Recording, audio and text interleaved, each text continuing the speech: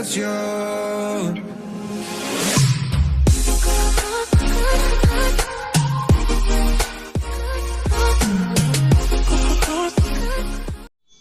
Good morning.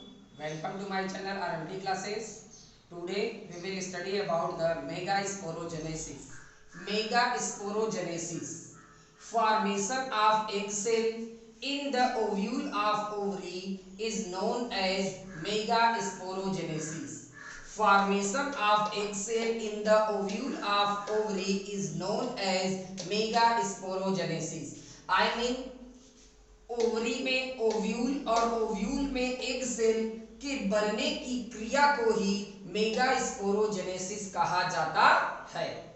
Megasporogenesis can be study under following steps. First of all, in the wall of ovary, a papilla-like structure arises which is known as nucellus. After some time, the one cell of nucellus increase in size, which is known as primary archaeosporial cell. Primary archaeosporial cell having dense cytoplasm and well-developed nucleus. In this primary archaeosporial cell, periclinal division take place. As a result, two cells are formed. The cell which present to the periphery called parietal cell and the cell which present to the center called sporogenous cell. Now sporogenous cell divide to form sporogenous mother cell. In this sporogenous mother cell, meiosis division take place. As a result, four haploid cells are formed. These four haploid cells are arranged in a linear form so that they called linear tetrad spore. As a rule, the three spore become degenerate, only one remain called functional megaspore. Now this functional megaspore increase in size. And cover the whole nucellus. In this functional megaspore, first time mitosis division take place. As a result, two nucleated embryo sac is formed.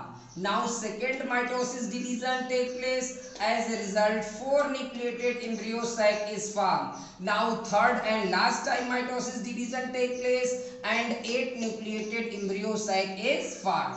After the formation of 8 nucleated embryo sac, the one nuclei of each end move into the center and form the onagrade type of embryo sac. This onagrade type of embryo sac, also known as normal embryo sac or 8 nucleated embryo sac. Now the nuclei of embryo sac converted into shell and form the 7-celled embryo sac, in which the group of 3 cells which are similar in shape and size called antipodal cell, and another group of 3 cells which is known as egg apparatus, in which one cell is larger called egg cell and 2 cells are smaller called synergids. In center, polar nuclei present.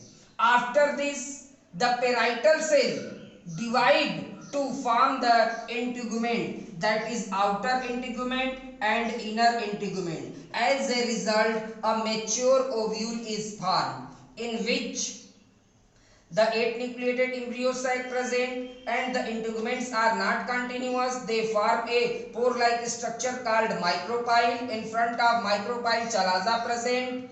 In the 8 nucleated embryo sac, the group of 3 cells which are present to the chalazal end called antipodal cell, and the group of 3 cells present to the micropylar end called egg apparatus, in which one cell is larger called egg cell and 2 cells are smaller called synergids, and in the center polar nuclei present. This whole ovule is attached to the wall of ovary with the help of a thin filamentous structure called funicle.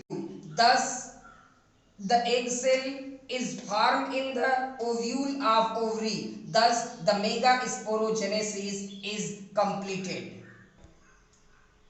Now in Hindi में तो कहा गया है ovary में ovule और ovule में egg cell के बनने की क्रिया को क्या कहा जाता है? मेगा स्पोरोजेनेसिस कहा जाता है।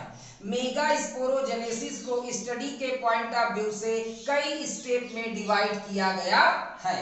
सबसे पहले ओवरी की दीवार में एक उभार उत्पन्न होता है जिसे हम न्यूक्लियस कहते हैं। अब कुछ समय बाद न्यूक्लियस की कोई एक सेल आकार में बड़ी हो जाती है जिसे प्राइमरी आर्केस्पोरियल सेल कहते हैं। इस प्राइमरी आर्केस्पोरियल सेल में क्षैतिज विभाजन होता है जिससे दो सेल का निर्माण होता है। परिधि की ओर पाए जाने वाले सेल को पेराइटल सेल और केंद्र की ओर पाए जाने वाले सेल को स्पोरोजिनस सेल कहते हैं। अब स्पोरोजिनस सेल विभाजित होती है और विभाजित होकर स्पोरोजिनस मदर सेल का निर्माण करती है। अब स्पोरोजिनस मदर सेल में अर्धसूत्री कोशिका विभाजन मियोसिस डिवीजन अर्धसूत्री कोशिका विभाजन होता है जिसके द्वारा 4 हैप्लॉइड स्पोर का निर्माण होता है।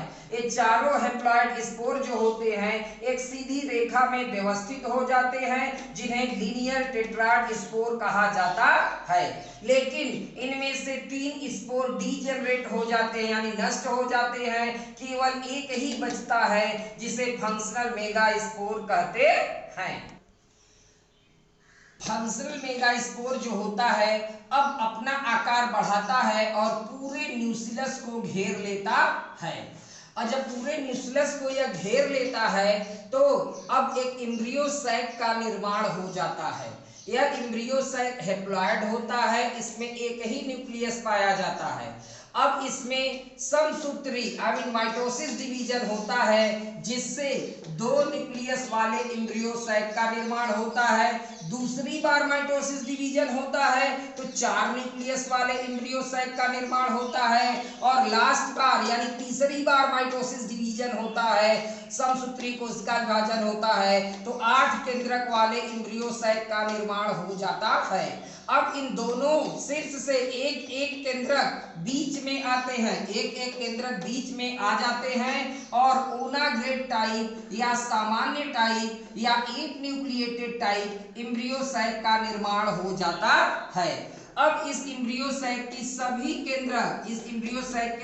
केंद्रक कोशिका में परिवर्तित हो जाते हैं जिससे 7 कोशिका वाला एम्ब्रियो सैक बनता है जिसे 7 सेल्ड एम्ब्रियो सैक कहते हैं, जिनमें 3 कोशिकाएं ऊपर की ओर पाई जाती हैं जो एक दूसरे से समान होती हैं जिन्हें एंटीपोडल सेल कहते हैं और 3 कोशिकाओं का समूह नीचे की ओर पाया जाता है जिसे एग एपरेटस कहते हैं।